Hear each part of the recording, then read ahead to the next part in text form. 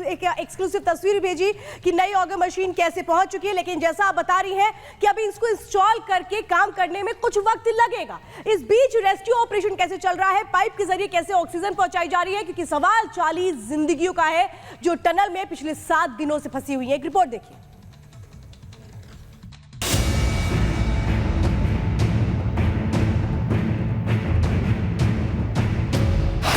उत्तरकाशी की टनल में फंसे 40 मजदूरों की जिंदगी बचाने के लिए युद्ध स्तर पर रेस्क्यू ऑपरेशन चल रहा है। हालांकि मशीन में खराबी आने की वजह से रेस्क्यू ऑपरेशन पर ब्रेक लग गया है। दूसरी ऑगर मशीन से भी रेस्क्यू ऑपरेशन का काम पूरा नहीं हो पाया, जिससे टनल में पाइपलाइन बिछाने का काम रुक गया है। दरअसल रेस्क्यू ऑपरेशन में लगी ऑगर मशीन की बेयरिंग खराब होने की वजह से रेस्क्यू टीम काम नहीं कर पा रही है।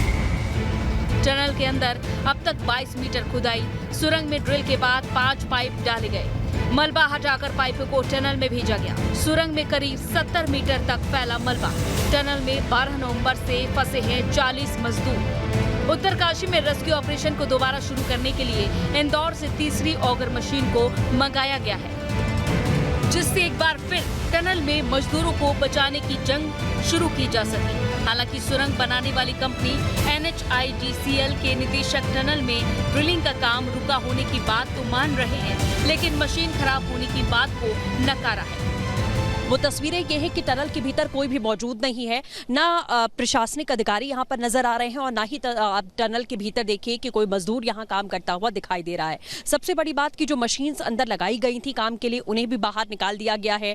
कल दोपहर के समय में एक धमाके की आवाज आती है, जिसके बाद अंदाजा ये लगाया गया कि अंदर की स्थिति जो है वो और ज्यादा खराब हो चुकी है और टनल के भीतर जो दीवारें हैं उसमें दरारें आ चुकी हैं। हालांकि आधिकारिक तौर पर कोई भी स्टेटमेंट अभी NHIDCL की तरफ से भी नहीं दिया गया है। के जो अधिकारी हैं, जब ऑगर मशीन को लेकर सवाल पूछा गया तो उनका यही कहना था कि मशीन जो है वो खराब नहीं हुई है और बैकअप के लिए दूसरी मशीन मंगाई गई है, लेकिन यहाँ कोई हलचल काम होता हुआ नजर नहीं आ रहा है। टनल में जिंदगी और मौत के बीच जंग लड़ रहे मजदूरों को बचाने का काम जारी है। ये काम जितना मुश्किल दिख रहा है उससे कहीं ज्यादा कठिन है, क्योंकि मशीन जितना मलबा हटा रही है उतना ऊपर से मलबा आता जा रहा है।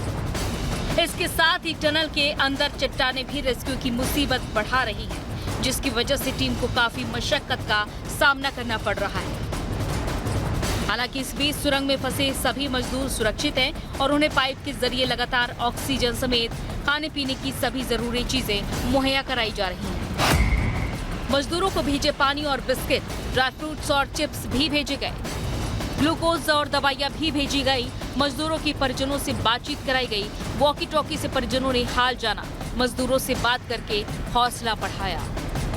उत्तरकाशी के टनल में जिस ऑगर मशीन से मजदूरों का रेस्क्यू किया जा रहा है, उस मशीन को ऐसी ही परिस्थितियों में काम करने के लिए डिजाइन किया गया है।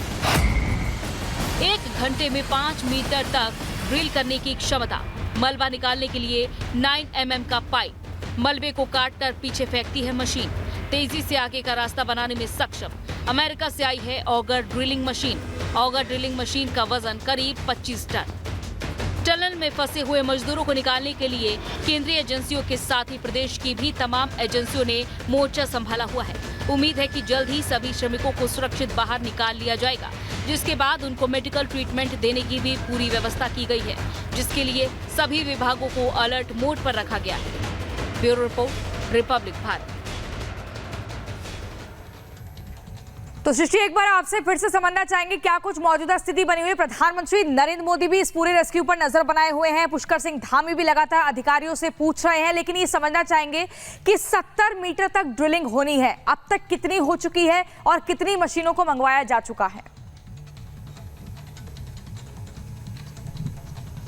बिल्कुल, देखिए जो प्रोसेस है उसे 12 तारीख के बाद से ही शुरू कर दिया गया था प्रियंका, लेकिन जो ऑफिशियली जानकारी मिली वो 22 मीटर की ड्रिलिंग हुई है और 75 मीटर तक ये ड्रिलिंग करनी है। लेकिन ये 75 मीटर का जो आंकड़ा है, मुझे लगता है ये अभी तक बढ़ चुका होगा, क्योंकि जो सिचुएशन है अंदर। जैसे ही ड्रिलिंग होती है मलबा और ज्यादा बढ़ता है, जिसकी वजह से ही इस प्रोसेस को रोका गया और ये खुद एक्सेप्ट किया है NHIDCL के जो अधिकारी हैं, उन्होंने माना है कि कंपन की वजह से मलबा गिर रहा है, जिसकी वजह से हमें ऑपरेशन को रोकना पड़ा है और धीरे धीरे हम कुछ घंटों का रुकाव करके उसके बाद ऑपरेशन को रिज्यूम करेंगे। लेकिन कल 3 बजे के बाद से और अभी तक यह ऑपरेशन रिज्यूम नहीं हुआ है, यानी कि एक लंबा अंतराल हो चुका है, जिससे यह समझा जा सकता है कि जो अंदर की परिस्थिति है वो ठीक नहीं है, क्योंकि धमाके की आवाज कल 2 बजे के करीब जा रहा है। सृष्टि, कितनी देरी में खाना पहुंचाया जा रहा है और कैसे उस खाने को पहुंचाने का प्रयास हो रहा है और कैसे ही पता लग रहा है कि सभी सुरक्षित हैं? क्या प्रोसेस है वो?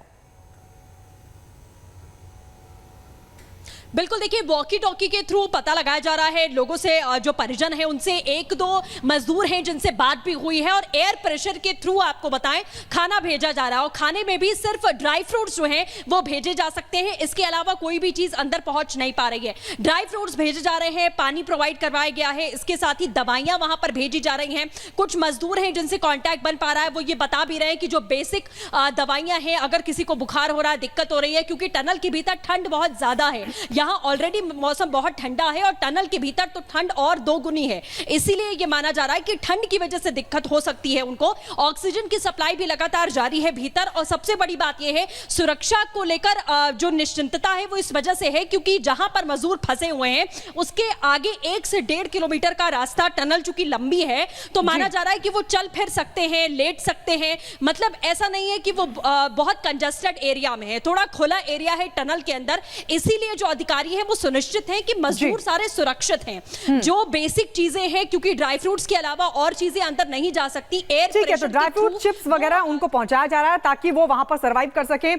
शुक्रिया हमारे साथ सृष्टि जुड़ने के लिए, लगातार अपडेट हम सृष्टि से लेते रहेंगे, लेकिन इस ऑपरेशन से जुड़े 10 अपडेट आपको बता देते हैं ग्राफिक्स के जरिए कि कैसे रेस्क्यू लगातार किया जा रहा है। आपको बता दें रेस्क्यू ऑपरेशन का 7वां दिन है, 7 दिन से लगातार अब तक 22 मीटर की खुदाई हो चुकी है, ऑपरेशन अंजाम दिया जा रहा है। करीब 48 मीटर दूर है श्रमिक और यह भी बताया जा रहा है कि सुरंग में अब तक 5 पाइप डाले गए। रेस्क्यू ऑपरेशन में आई रुकावट और उसके बाद ड्रिल मशीन में खराबी की भी जानकारी निकलकर सामने आई, लेकिन आपको बता दें अब इंदौर से नई मशीनों को मंगवा लिया गया है। ऑगर मशीन ये बताई जा रही है और दोपहर तक शुरू होगा ऑपरेशन, एक बार फिर से ऑपरेशन शुरू किया जाएगा, लेकिन खाना ऑक्सीजन की जो सप्लाई है वो लगातार की जा रही है। टनल में सभी मजदूर सुरक्षित हैं, इस बात की जानकारी भी बाकायदा दी गई है कि जो तमाम मजदूर अंदर मौजूद हैं वो पूरी तरीके से सुरक्षित हैं, टहल सकते हैं, इधर उधर घूम सकते हैं। लेकिन ये भी आपको बता दें कि पूरी तरीके से जो पीएमओ की तरफ से भी अधिकारी मौके पर पहुंचे और लगातार इस पूरे ऑपरेशन पर अपनी नजर बनाई हुई है और बताया यह भी जा रहा है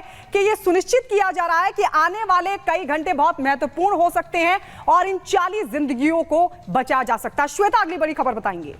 गायत्री, आपने 10 दिनों का अपडेट बताया, अब मैं तस्वीरों के जरिए बता रही हूं कि रेस्क्यू ऑपरेशन कैसे शुरू किया गया।